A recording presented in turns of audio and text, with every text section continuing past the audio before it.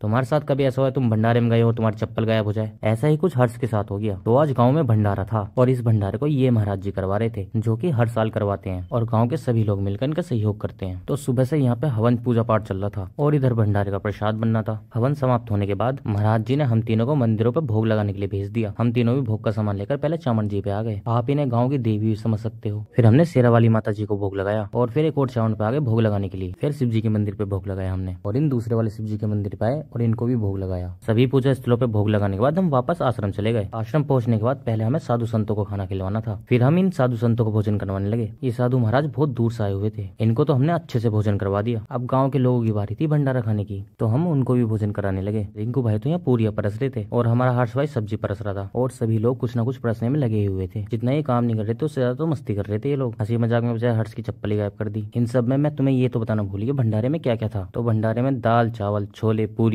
हलवा और भिलिया भी था। मुझे तो ये प्रसाद बहुत टेस्टी लगा और इन सबको बनाने वाले कारीगर ये थे। ये बहुत ही बढ़िया खाना बनाते हैं। गाँव के सभी लोग भंडारा खाने आए थे और भंडारा काफी टाइम तक चला, लगभग शाम तक ही। बस भाई आज के लिए इतना ही।